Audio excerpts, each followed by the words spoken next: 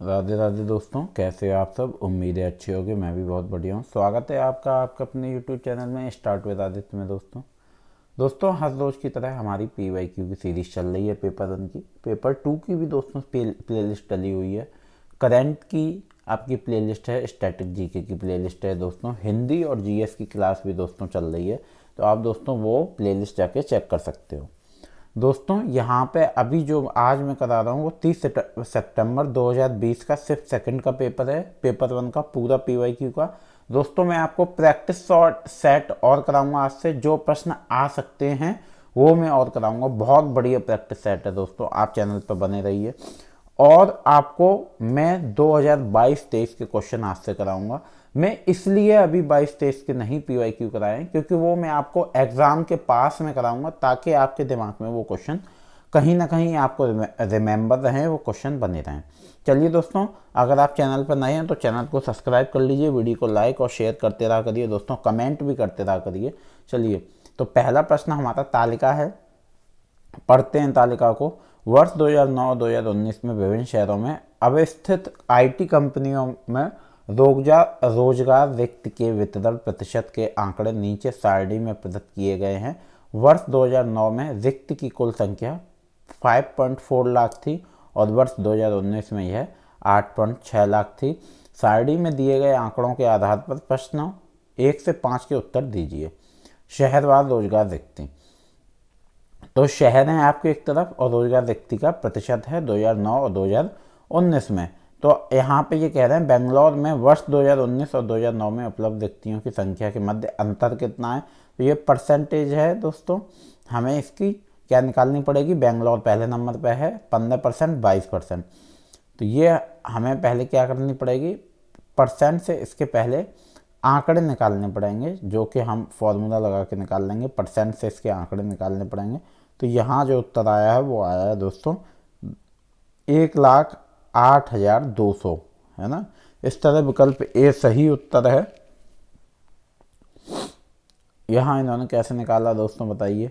यहाँ पे इन्होंने हमने पूरा क्या देखा, देखिए क्वेश्चन पढ़िए कि यहाँ पे अवस्थिति IT कंपनी रोजगार रिक्ति के प्रतिशत के आंकड़े नीचे सारणी में। वर्ष 2009 में रिक्ति की कुल संख्या 5.4 लाख थी वर्ष 2009 में, और वर्ष 2019 में 8.6 लाख थी। तो टोटल दिया हुआ है 2009 का और टोटल दिया हुआ है 2019 का, और हमें इनकी परसेंटेज दी है स्पेशल शहर की।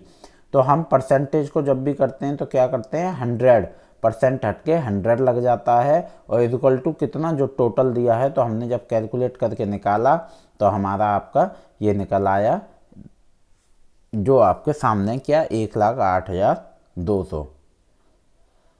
वर्ष 2009-2019 में हैदराबाद शहर में उपलब्ध रिक्तियों की औसत कितनी है।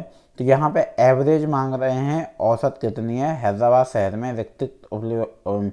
तो वर्ष 2009 और 19 में तो सबसे पहले हैदराबाद पे जाएंगे। यहाँ परसेंटेज दी है 10 और 8, और टोटल संख्या दी है हमें दोनों की। तो टोटल में से पहले हम इनके क्या निकालेंगे, नंबर निकालेंगे परसेंटेज हटा के, जैसे अभी सॉल्व किया है। तो वो कितना आएगा वो हम देखेंगे।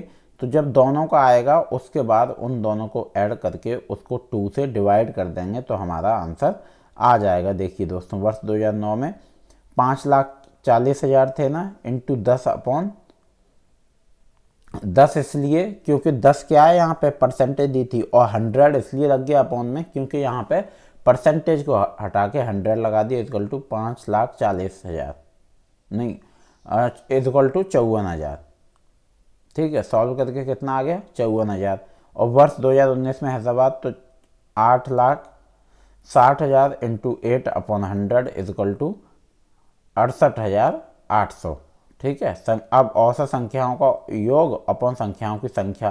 तो यहाँ पे इन दोनों को प्लस कर दिया हमने, और प्लस करने के बाद हमने नीचे 2 से डिवाइड कर दिया। तो हमारा जो आंसर आएगा वो आपका 61,400। चलिए, वर्ष 2009 में चेन्नई शहर में और मुंबई में वर्ष 2019 में उपलब्ध रिक्तियों की कुल संख्या कितनी है। कौन से पूछ रहे हैं, चेन्नई और मुंबई में। दोनों में। तो हमने चेन्नई मुंबई का परसेंटेज निकाला, 2009-2019 का टोटल निकाला। जल्दी से फटाफट क्या करेंगे, हम चेन्नई और मुंबई के आंकड़े निकाल देंगे और ये क्या पूछ रहे हैं, दोनों का ऐड कर देंगे तो जो आंसर आएगा वो हमारा सही उत्तर होगा। तो 1,98,000 हमारा सही उत्तर है। चलिए दोस्तों अगले प्रश्न की ओर चलते हैं। यदि वर्ष 2019 में पुणे में रिक्तियों की संख्या 48,000 है और प्रतिवर्ष वितरण जैसा सारणी में दिया गया के अनुसार है, तो वर्ष 2019 में एनसीआर में उपलब्ध रिक्तियों संख्या कितनी होगी। दोस्तों सबसे पहले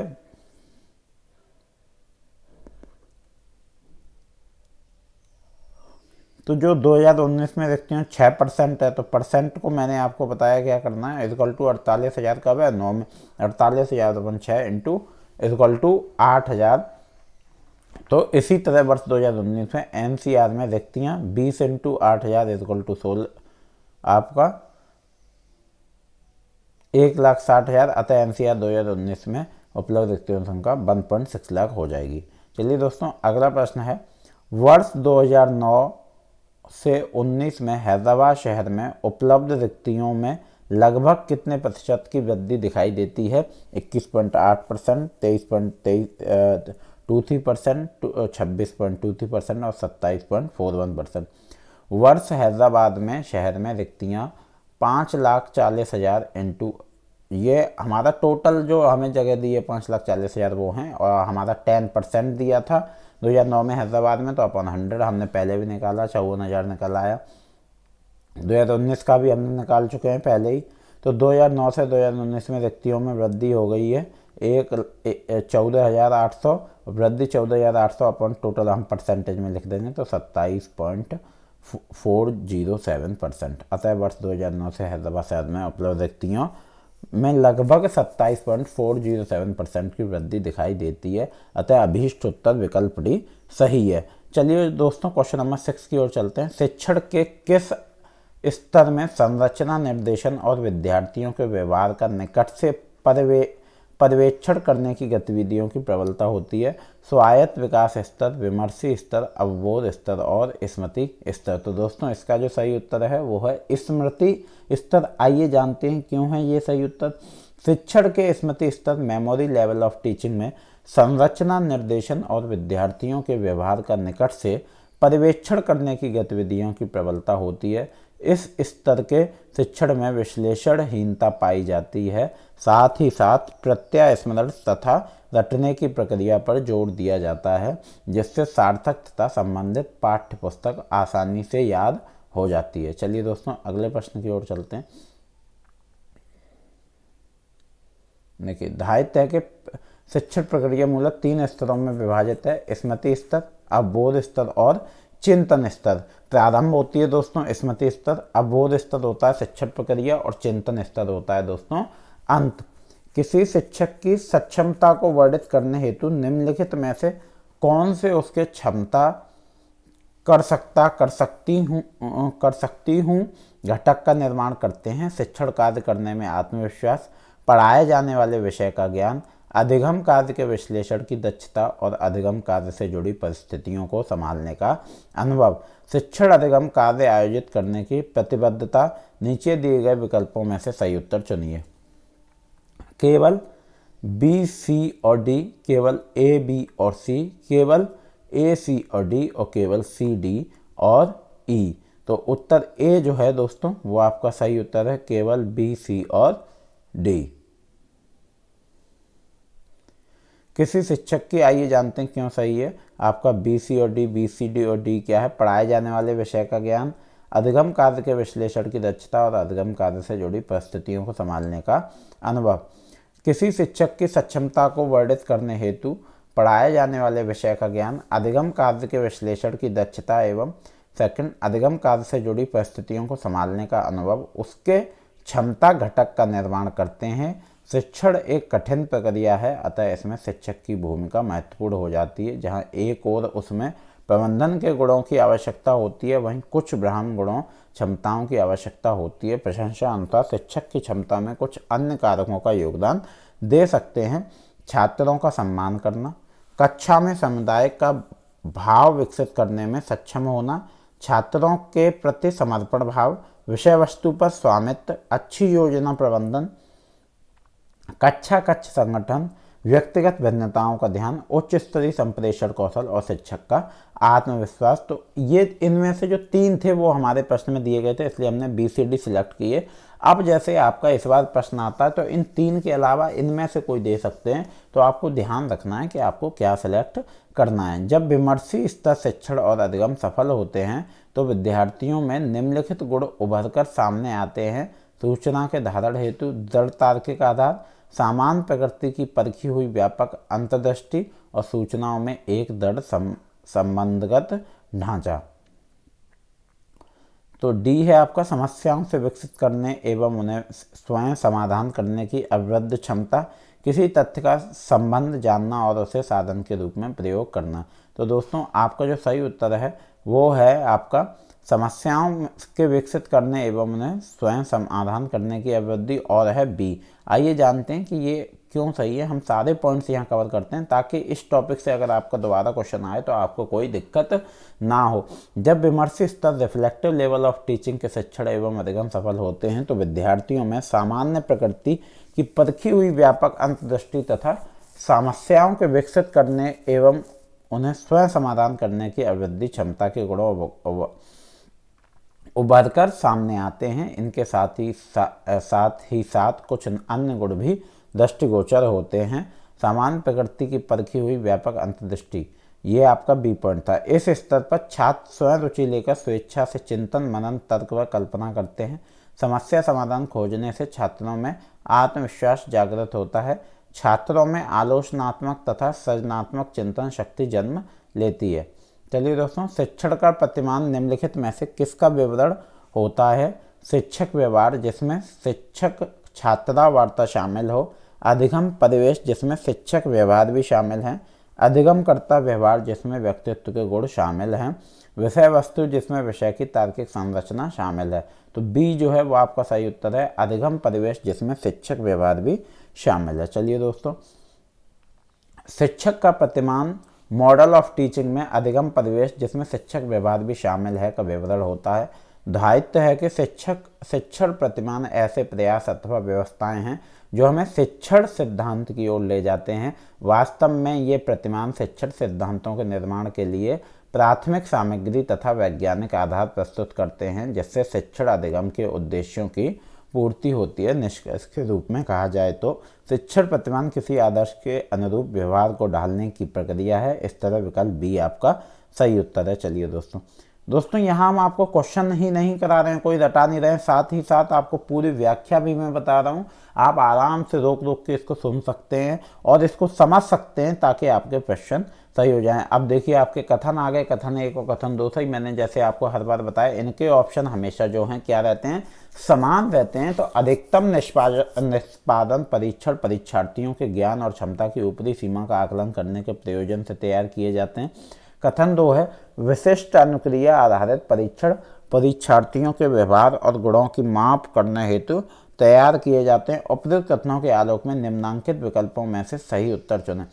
कथन 1 और कथन 2 दोनों सही हैं। कथन 1 और कथन 2 दोनों सही नहीं है। कथन 1 सही है किंतु कथन 2 सही नहीं है। कथन 1 सही है किंतु कथन 2 सही है। तो ए जो है वो आपका सही उत्तर है। कथन दोस्तों दोनों सही हैं। आइए जानते हैं क्यों सही है। अधिकतम निष्पादन परीक्षण इष्टतम निष्पादन परीक्षण परीक्षार्थियों के ज्ञान और क्षमता। ये दोस्तों प्रश्न पहले भी आपके आ चुका है, जो मैं PYQ करा रहा हूँ उसमें ही ये करीब 2 बार आ चुका है। कथन 2 विशिष्ट अनुक्रिया आधारित परीक्षण विशिष्ट अंतर परीक्षण परीक्षार्थियों के व्यवहार और गुणों की माप करने हेतु तैयार किए जाते हैं। यह परीक्षण मूलतः दिन प्रतिदिन कार्य व्यवहारों के परीक्षण के लिए किए जाते हैं, जिससे उनके व्यवहारों तथा गुणों की माप होती है। इस तरह कथन 2 भी सही है। कोई विश्वविद्यालय शिक्षक विद्यार्थियों के सृजनात्मक स्तर के संदर्भ में विशिष्ट प्रोजेक्ट कार्यान्वित करने में उनके निष्पादन का अध्ययन करने की योजना बनाता है। इस संदर्भ में निम्नलिखित में से कौन सी शोध विधि उपयुक्त होगी? तो आपकी जो है कार्योत्तर विधि उपयुक्त होगी। कोई विश्वविद्यालय शिक्षक विद्यार्थियों को सृजनात्मक स्तर के संदर्भ में विशिष्ट प्रोजेक्ट कार्यान्वित करने में उनके निष्पादन का अध्ययन करने की योजना बनाता है, तो इस संदर्भ में कार्योत्तर अनुसंधान विधि उपयुक्त होगी। चलिए दोस्तों अगले प्रश्न की ओर चलते हैं। अगला प्रश्न है, शोध की निम्नलिखित में से कौन सी विशेषता गुणात्मक अनुसंधान से संबंधित है?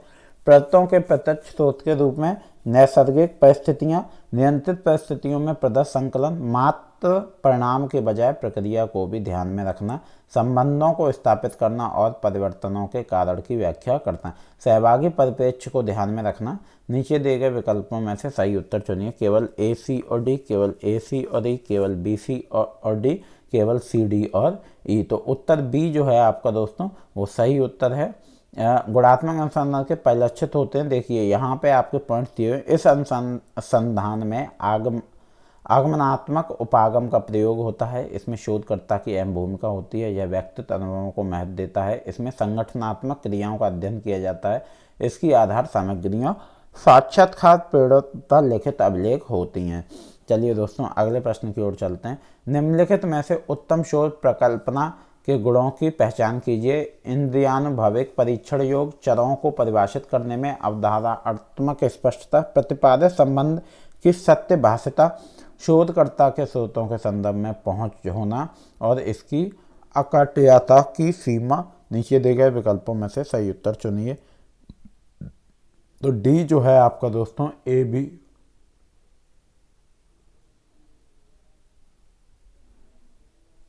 बी और सी दोस्तों वो आपका सही उत्तर है। ए है इंद्रियानुभाविक परीक्षण योग, चरों को परिभाषित करने में अवधारणात्मक स्पष्टता और प्रतिपादित संबंधों की सत्यभाषिता। चलिए दोस्तों अगले प्रश्न की ओर चलते हैं। अगला प्रश्न है आपका,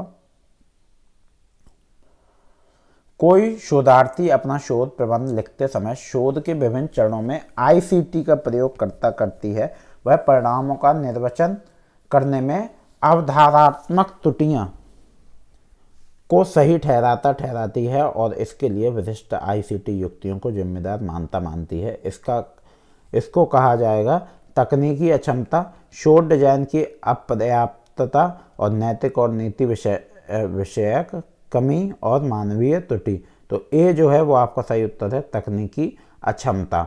प्रश्नानुसार जब कोई शोधार्थी अपना शोध प्रबंध लिखते समय शोध के विभिन्न चरणों में आईसीटी का प्रयोग करता है एवं परिणामों का निर्वाचन करने में अवधारणात्मक त्रुटियों को सही ठहराता है और इसके लिए विशिष्ट आईसीटी युक्तियों को जिम्मेदार मानता है, तो इसको तकनीकी अक्षमता, टेक्निकल इनकॉम्पिटेंस कहा जाता है। दायित्व है कि आईसीटी के प्रमुख घटकों के अंतर्गत कंप्यूटर हार्डवेयर प्रौद्योगिकी, सॉफ्टवेयर प्रौद्योगिकी, दूरसंचार एवं नेटवर्क प्रौद्योगिकी तथा मानव संसाधन को सम्मिलित किया जाता है।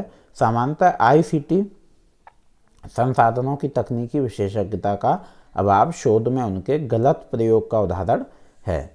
चलिए दोस्तों नीचे दो कथन दिए गए हैं। कथन एक, क्रियात्मक अनुसंधान चक्रीय होता है क्योंकि इसमें योजना, क्रिया, पर्यवेक्षण, विचारणा का चक्र शामिल होता है। कथन दो, क्रियात्मक अनुसंधान का प्रयोजन चरों के बीच कारणात्मक संबंध की व्याख्या करने हेतु एक सिद्धांत विकसित करना होता है। उपरोक्त कथनों के आलोक में निम्नांकित विकल्पों सही उत्तर चुनें।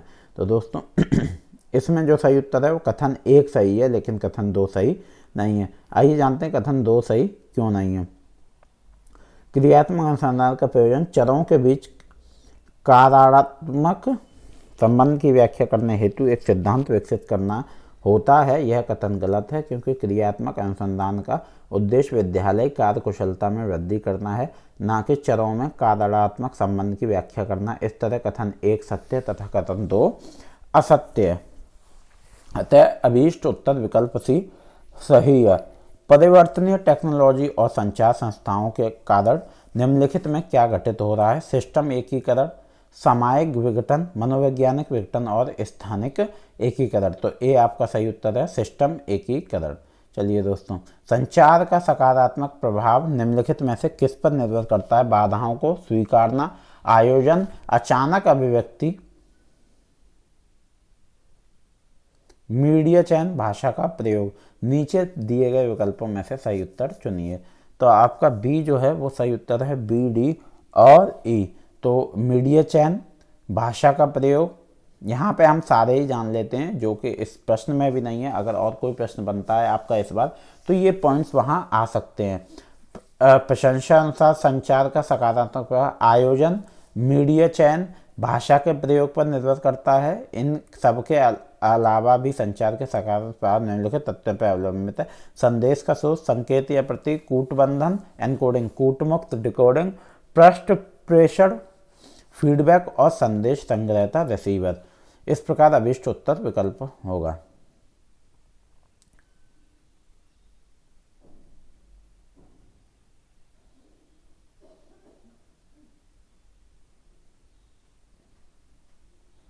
नीचे दो कथन दिए गए हैं, एक को अभिकथन ए और दूसरे को तर्क आर कहा गया है। अभिकथन संप्रेषण की सार्वभौमिकता शिक्षा को सजीव एवं जीवित बनाती है। तर्क सांकेतिक आख्यान शिक्षण की प्रभावी विधि होने की विश्वसनीयता पर खरा नहीं उतरता। उपयुक्त कथनों के आलोक में निम्नांकित विकल्पों में से सर्वाधिक उपयुक्त उत्तर चुनें। तो ए जो है दोस्तों वो आपका ए और आर दोनों सही हैं, आर ए की सही व्याख्या है। बी ए और आर दोनों सही हैं, आर ए की सही व्याख्या नहीं, ए सही है परंतु आर गलत है, ए गलत है परंतु आर सही। तो सी आपका सही है, ए सही है परंतु आर गलत है। दोस्तों इनके ऑप्शन हमेशा सेम रहते हैं, इन प्रश्नों के ऑप्शन हमेशा यही आते हैं। अभिकथन ए के अनुसार संप्रेषण की सार्वभौमिकता शिक्षा को सजीव एवं जीवित बनाती है, यह कथन सत्य है।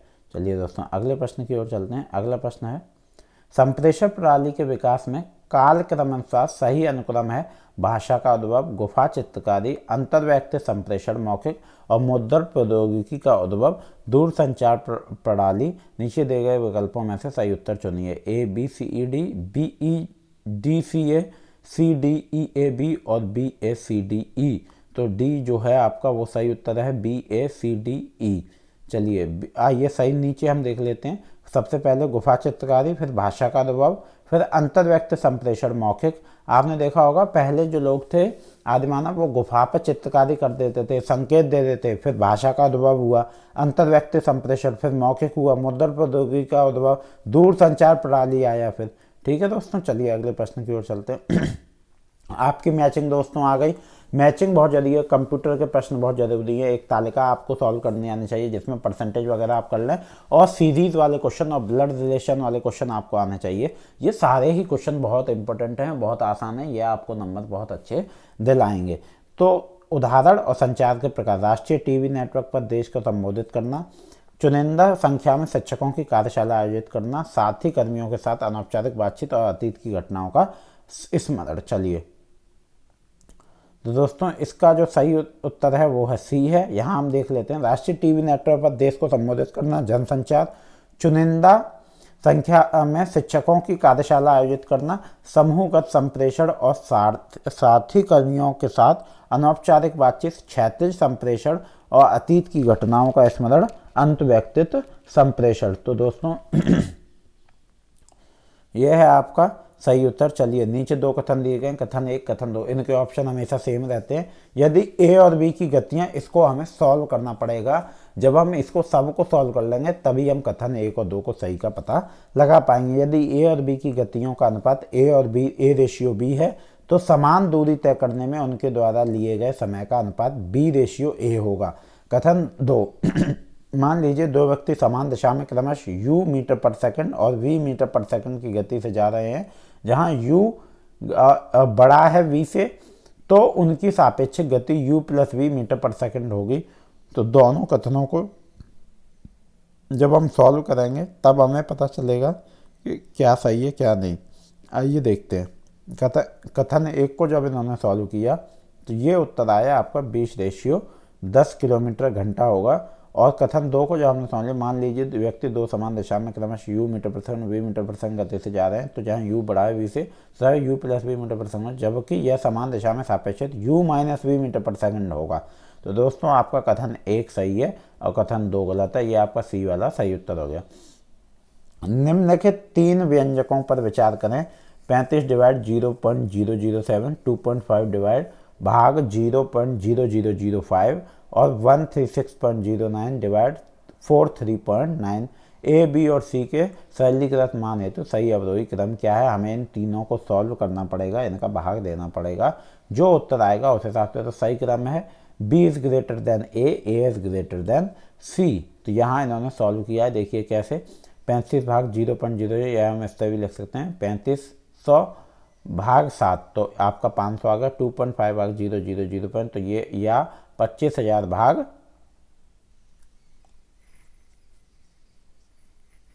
5, 25,000 भाग 5, तो ये आपके आ गया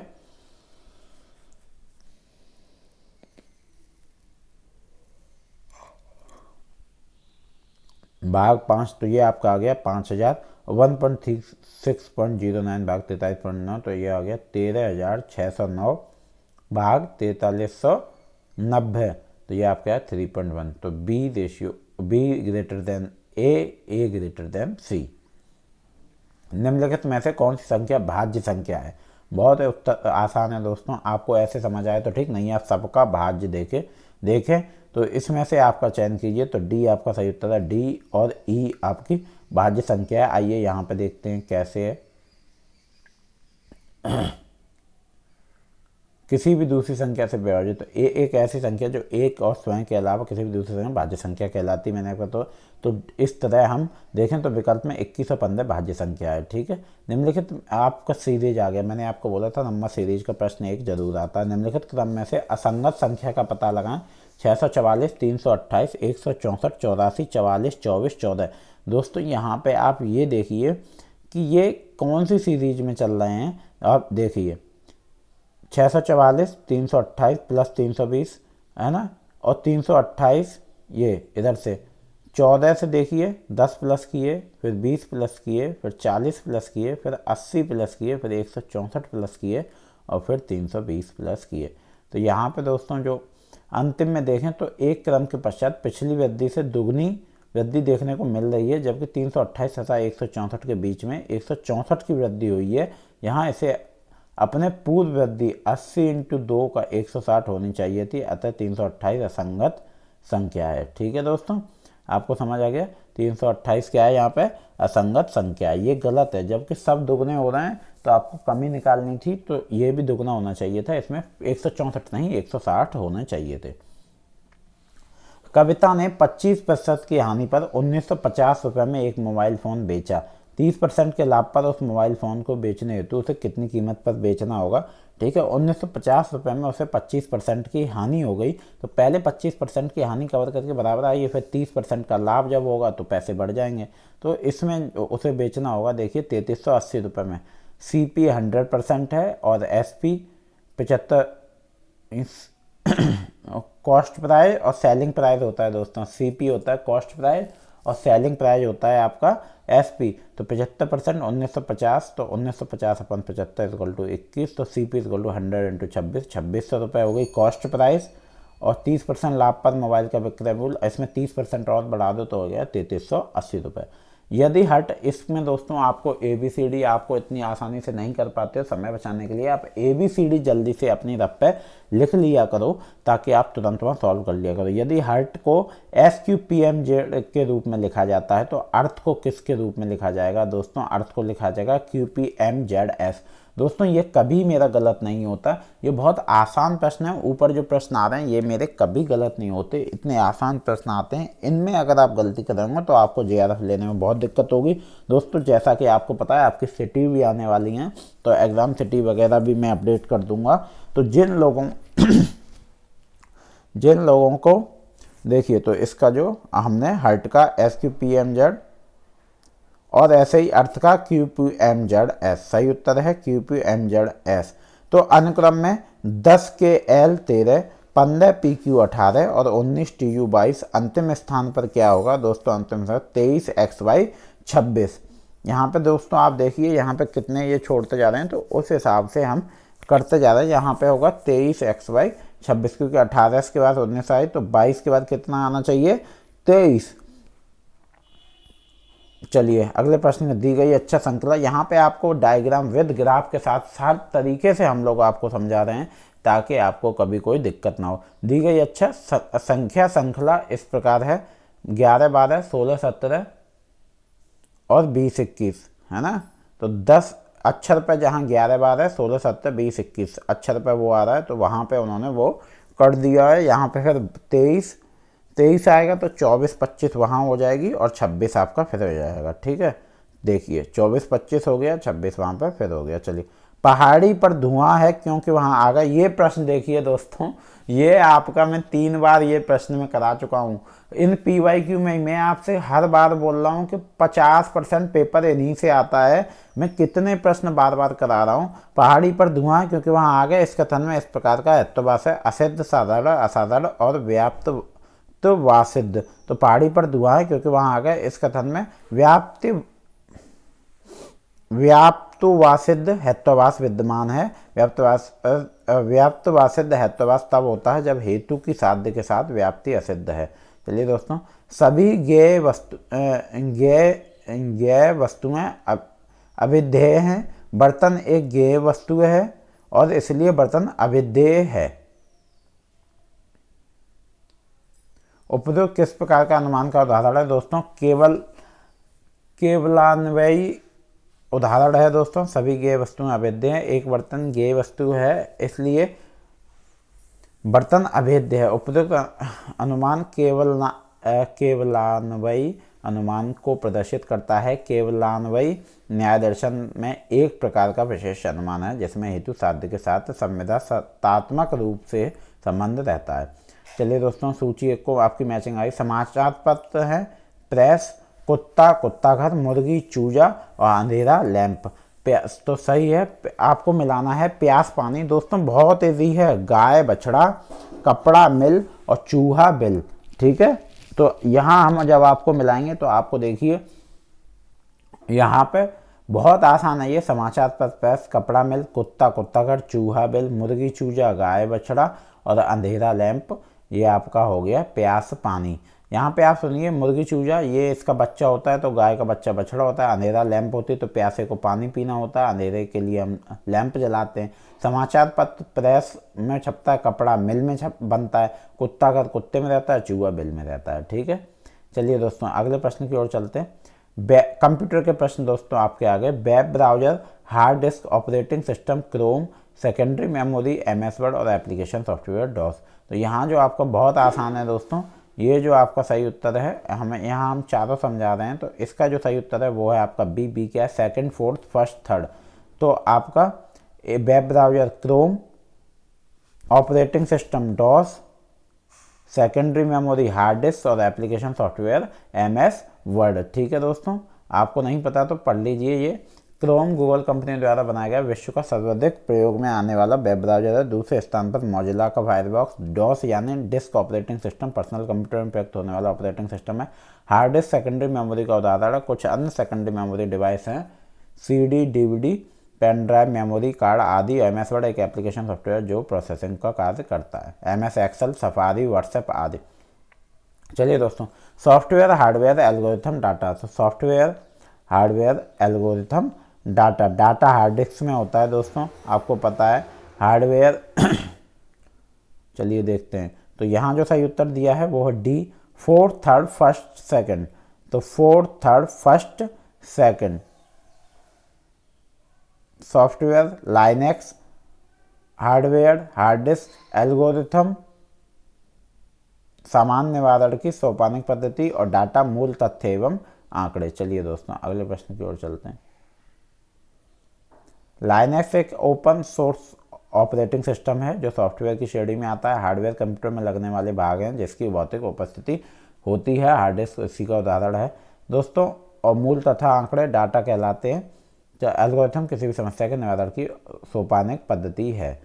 जॉयस्टिक किस प्रकार की युक्ति है? इनपुट, आउटपुट, मेमोरी और प्रोसेसर। दोस्तों इनपुट है, जॉयस्टिक से हम कंप्यूटर में इनपुट देते। दोस्तों ये बहुत ही सरल प्रश्न है, ये बच्चों वाले प्रश्न है। 6th, 7th, 8th क्लास में कंप्यूटर के प्रश्न ये आते हैं। कीबोर्ड, माउस, माइक्रोफोन ये सब भी इनपुट पद्धति हैं।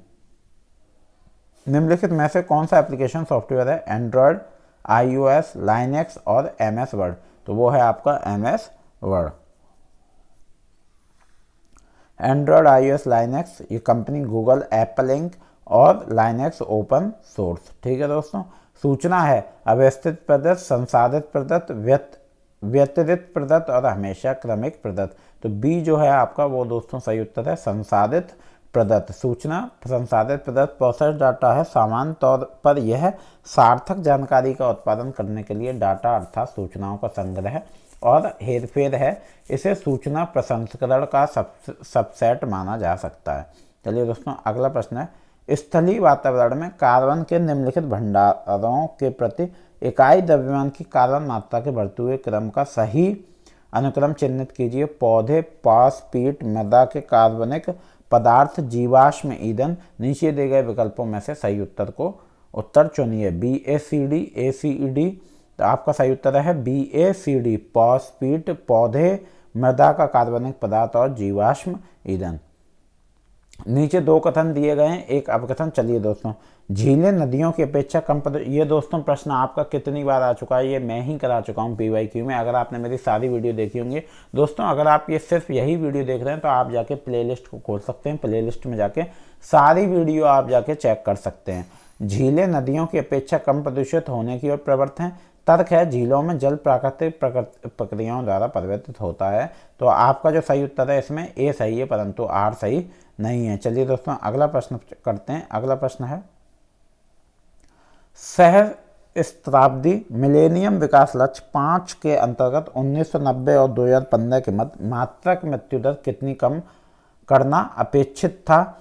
50%, 75%, 66% और 40%। तो उत्तर B जो है वो आपका सही उत्तर है, वो है 75%।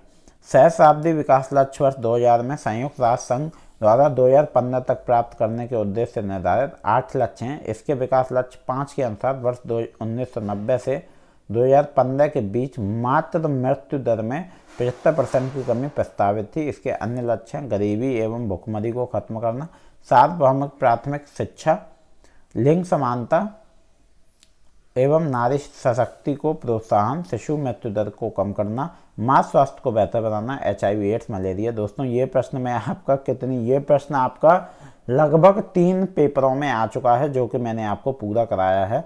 नव तथा नवीकरणीय ऊर्जा मंत्रालय और भारतीय केंद्रीय विद्युत प्राधिकरण के वर्गीकरण के अनुसार लघु जल शक्ति संयंत्र की क्षमता की सीमा है 1 से 25 मेगावाट, 100 से 1000 किलोवाट और 1 से 50 मेगावाट और 1 से 100 किलोवाट। तो दोस्तों इनकी है 1 से 25 मेगावाट।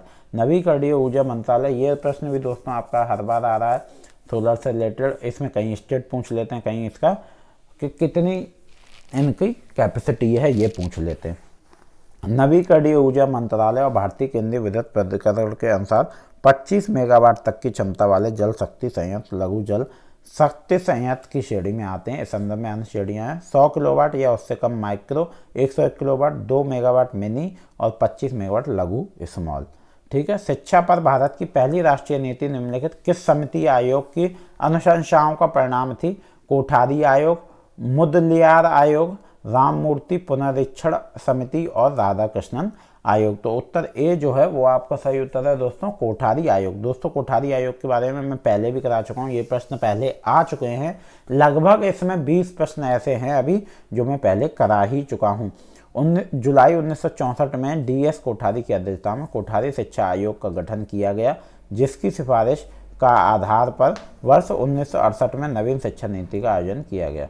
चलिए दोस्तों अगले प्रश्न की ओर चलते हैं। MHRD की योजना NET का लक्ष्य है उच्च शिक्षा में बेहतर अधिगम परिणाम, मेडिकल प्रवेश परीक्षा को सरल बनाना और बेहतर वित्तीय संसाधन प्रबंधन और स्वच्छ भारत अभियान के अंतर्गत स्वच्छ परिसरों का संस्थापन। तो ए जो है वो आपका सही उत्तर है दोस्तों, उच्च शिक्षा में बेहतर अधिगम परिणाम।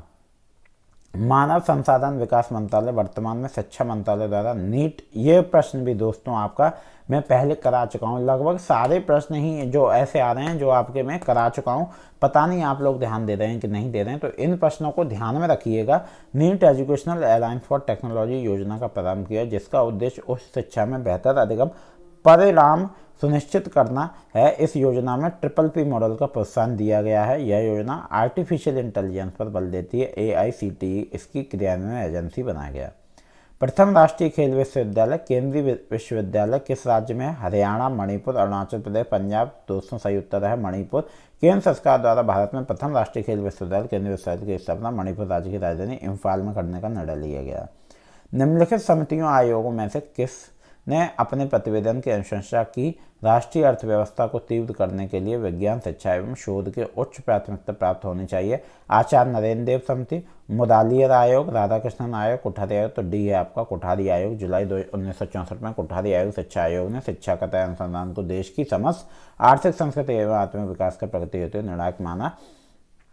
तो आपका डी सही है। ये पॉइंट्स थे जो कोठारी आयोग ने जिनको उस टाइम माना था। माध्यमिक शिक्षा को व्यावसायिक बनाया जाए, उन्नत अध्ययन केंद्रों को अधिक सुदृढ़ बनाया जाए। तो ये आप पढ़ सकते हैं। चलिए दोस्तों अगले प्रश्न की ओर चलते हैं। अगला प्रश्न है आपका एक अभिकथन, कार्बन डाइऑक्साइड का सार्वभौमिक उत्सर्जन वर्ष 2014-2016 के दौरान स्थित था। तर्क, 2014-2016 के दौरान ऊर्जा दक्षता सुधार उपाय। तो दोस्तों यहाँ जो आपका सही उत्तर है ए और आर दोनों सही हैं और आर ए की सही व्याख्या है। तो आप यहाँ पढ़ लीजिए, अभिकथन सही है क्योंकि कार्बन डाइऑक्साइड का सार्वभौमिक उत्सर्जन वर्ष 2014-16 के दौरान लगभग स्थिर रहा है। इस दौरान निम्न कार्बन तकनीकों एवं ऊर्जा दक्षता तकनीकों में नवोन्मेष का प्रोत्साहन मिला, जिससे ये अधिक मजबूती से परिनियोजित हुई। अतः तर्क आर सही है, वह अभिकथन ए की सही व्याख्या करता है। प्रीडेटरी जर्नल वह है जिसका प्रकाशक अवमानक अथवा बिना पीयर रिव्यू के शुल्क के लिए प्रकाशित करता है। तो दोस्तों इसका जो सही उत्तर वो यही है, अवमानक अथवा बिना पीयर रिव्यू के शुल्क के प्रकाशित करता है। चलिए दोस्तों आपका गद्यांश आ गया। आपका गद्यांश आ गया जो कि आपके 5 प्रश्न आएंगे। 46 से 50 हमेशा आते हैं। शैक्षिक परिचर्चाओं में मुहावरेदार पदों एवं नारों का औपचारिक अनुप्रयोग इस बात के बारे में संदेह पैदा करता है कि चिंतन एवं कार्य के दुर्बल संबंध है। दोस्तों मैंने आपको बताया था कि जैसे आपके ये मुहावरे हैं, ठीक है, या ये सारी चीज़ें हैं, ये क्या करते हैं, ये आपके मुहावरों को ध्यान में रख के और पैराग्राफ को, गद्य को ध्यान में रख के पढ़िएगा, क्योंकि इनसे वो कभी कभार आपका टाइटल पूछ सकते हैं, इनसे सही टाइटल क्या बन रहा है या कुछ भी मीनिंग पूछ सकते हैं। तो वो प्रश्न आप वहीं की वहीं सॉल्व कर लें। आप दोस्तों इसको पढ़ सकते हैं। शैक्षणिक चर्चाओं में आम प्रचलित मुहावरों के प्रयोग की प्रवृत्ति निम्नलिखित में से क्या उद्घाटन करती है। तो दोस्तों वो है कक्षागत परिवेश में कही जा रही बात और किए जा रहे कार्य के बीच का अंतर। क्योंकि ये गद्यांश में दिया हुआ है, शैक्षणिक परिचर्चाओं में मुहावरेदार पदों एवं नारों का अनौपचारिक उपयोग इस बात के बारे में संदेह पैदा करता है कि चिंतन के कार्य में दुर्बल संबंध है। इससे पता चलता है कि कक्षागत परिवेश में कही जा रही बात अंतर है। आदर्शवादी अवधारणाओं शिक्षा में नैत्य व्यवहार के किस प्रकार से जुड़ी है। यह सिद्धांत और व्यवहार को आपस में जोड़ती है। ये कक्षागत शिक्षण को नवोन्मेषी बनाती है। ये शिक्षा व्यवसाय को काफ़ी लाभकारी बनाती है। इस सिद्धांत और व्यवहार के बीच अंतर का पहचान करवाती है। तो दोस्तों सही उत्तर है वो है डी, इस सिद्धांत और व्यवहार के बीच अंतर की पहचान करवाती है। चलिए दोस्तों अगले प्रश्न की ओर चलते हैं। अगला प्रश्न है हमारा, शिक्षण व्यवहार में परिलक्षित कथनी और करनी के बीच सामंजस्य की कमी का क्या परिणाम होता है। क्रांतिकारी व्यवहारों का विरोध बारंबार शिकायत की बुनियाद पड़ती है। शिक्षकों में मोह भंग की स्थिति पैदा होती है। आदर्शवादी की भर्त्सना को समर्थन। तो सी आपका सही उत्तर है, शिक्षकों के मोह भंग की स्थिति पैदा होती है। प्रश्न का गद्यांश के अनुसार शिक्षण व्यवहार में परिलक्षित सिद्धांत एवं व्यवहार में पृथकत्व से कई विसंगतियां अभिव्यक्त होती हैं जो कि कई महत्वपूर्ण परिणामों की ओर ले जाती हैं। शिक्षण में मोह भंग से जनित निराशावादिता भी उनमें से एक है। नए शिक्षक उम्मीदों की अवास्तविक गुणवत्ता की प्रशंसा क्यों करते हैं। शिक्षकों के बीच दोषदर्शी प्रवृत्ति के कारण, सहयोगी शिक्षकों द्वारा दिए गए प्रमाणक के कारण, अपने व्यावसायिक प्रशिक्षण के कारण, शिक्षा में अपने अनुभव के कारण। तो ए आपका सही उत्तर, शिक्षकों के बीच दोषदर्शी प्रवृत्ति के कारण। गद्यांश में किसका विश्लेषण किया गया है। भाषा और परिचर्चा के बीच संबंध, शिक्षण के सिद्धांत और वास्तविक व्यवहार के बीच विच्छेद, शैक्षणिक चर्चाओं में उच्चतर स्तर की भाषा के प्रयोग की आवश्यकता और शिक्षा में आदर्शवाद का महत्व। तो दोस्तों बी आपका सही उत्तर है, शिक्षण के सिद्धांत और वास्तविक व्यवहार के बीच विच्छेद। ठीक है, गद्यांश में शिक्षण के सिद्धांत और वास्तविक व्यवहार के बीच विच्छेद का विश्लेषण किया है जो विकल्प को सही सिद्ध करता है। चलिए दोस्तों यहाँ आपका ये पेपर खत्म हो गया। दोस्तों मैं आपको एक और बात बता दूं, मैं प्रैक्टिस सेट कराना शुरू करूंगा और 22-23 के मैं आज से कराऊंगा। अभी इसलिए मैं आपके नहीं करा रहा था 22-23 से, क्योंकि वो आपके हाल ही के हैं। आप अगर एग्जाम से कुछ दिन पहले पढ़ोगे जो कि 5-6 दिन, तो आपके वो मेमोराइज रहेंगे। उम्मीद है दोस्तों आपको वीडियो अच्छी लगेगी और वीडियो को लाइक शेयर कमेंट करते रहा करिए। दोस्तों जल्दी से जल्दी चैनल को सब्सक्राइब कर लीजिए और मिलते हैं अगले वीडियो में। राधे राधे, धन्यवाद।